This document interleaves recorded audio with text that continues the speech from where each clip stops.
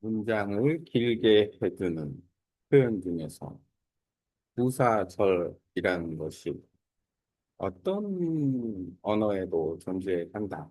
한국어를 기준으로 보면 부사절이라는 것은 시간, 장소, 조건, 어떤 가정, 여러 가지 어떤 상황에 대해서 설명을 할 수가 있는데, 뭐 시간에 대해서 뭐 예를 들어서 아침이 올 때 우리는 일찍 일을 시작했다. 라든지 시간에 대한 부분. 기차가 도착하자마자 손, 손님들이 우르르 기차역으로 갔다. 라든지 비가 올 때마다 바람이 많이 불었다. 라든지 상황에 대한 시간. 장소를 얘기한다면 장소는 어떤 부사절의 장소에서 어, 갈매기가 나는 곳에서 물고기가 많다라든지 장소 또는 여러 가지 조건. 아, 나는 시간이 있다면 해외여행을 할 것이다. 나는 돈이 있다면 해외여행을 할 것이다. 뭐 등등의 표현을 할 수가 있는 거고. 뭐 어떤 특별한 상황에 대한 부분. 날씨가 좋은 경우에 우리는 바다로 낚시를 갈 것이다.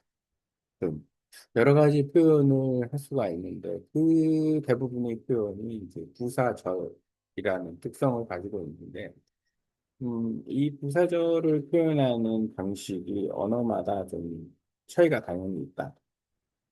한국어는 조사 형태의 그 연결어, 왜냐하면 문장과 문장이 연결하는 부분이 있기 때문에 대명사 또는 조사 또는 상황 설명 등의 어떤 표현으로 해서 이 부사절을 문장과 문장으로 이어주는 반면에 뭐 영어나 베트남어 같은 경우에는 단어를 이용해서 표현하는 경우가 많다라는 거예요. 부사절을 이끄는 단어는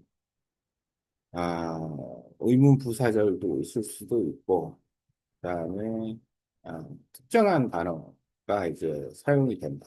전치사 개념은 부로 형성이 되지만 부사절을 이끄는 거는 일종의 부사절을 이끄는 아, 접속사, 연결어 등의 표현으로 사용이 되는데 베트남어 역시도 그런 면에서는 부사절을 이끄는 다양한 표현, 다양한 단어가 존재하고 부사절은 시간, 장소, 조건, 상황, 어, 제한, 여러 가지 경우에 부사절이 나올 수 있기 때문에 베트남어에서의 그 부사절의 표현과 한국어에서의 부사절의 표현은 일단은 표현하는 방식은 단어적인 측면에서는 좀 다르지만 이 부사절의 필요성, 부사절이 있어야 되는 상황, 그리고 부사절이 쓰였을 때에 당연히 문장이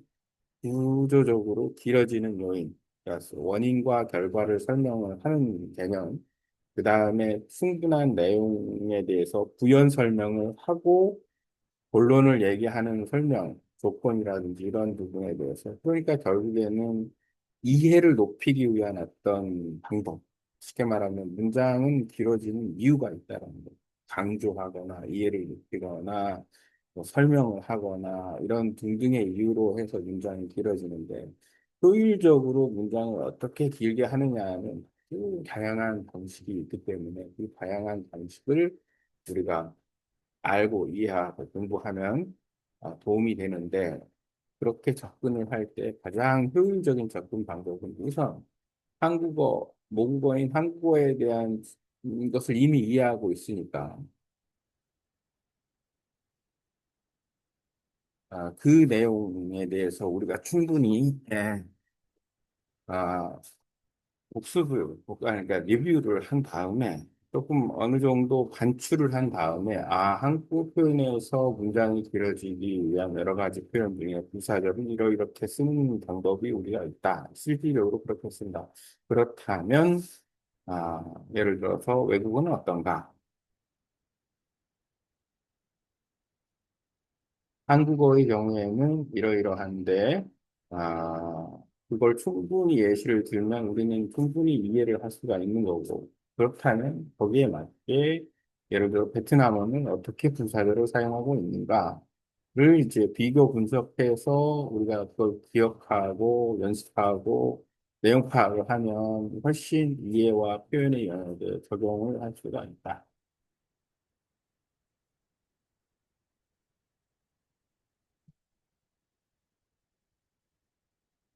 부사절에 대한 이야기를 하겠습니다.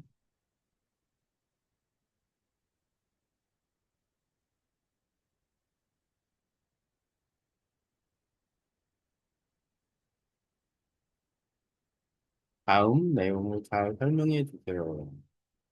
한국어와 베트남어 부사절에 대해서 한국어의 부사절이 조건, 장소, 시간, 상황, 경우 등에 대해서 이야기할 때 베트남어 부사절 역시 어떻게 조건, 시간, 장소, 상황, 제한, 강조 등에 대해서 이야기를 하고 있는지 다음 내용을 포함해서 잘 설명해 주세요.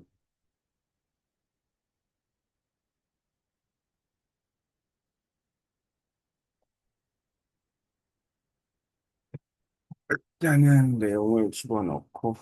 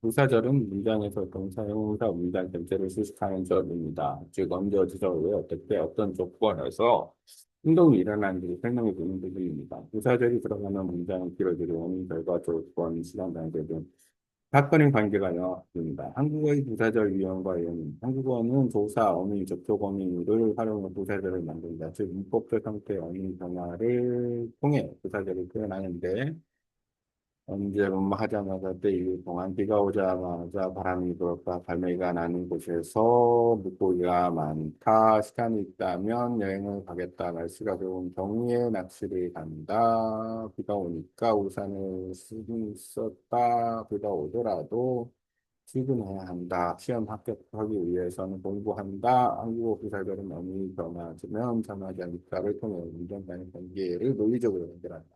베트남의 부사절 표현 방식, 베트남어는 한국어처럼 많이 변화가 없기 때문에 단어 조차 분수다 부사를 사용하여 부사절을 익힌다.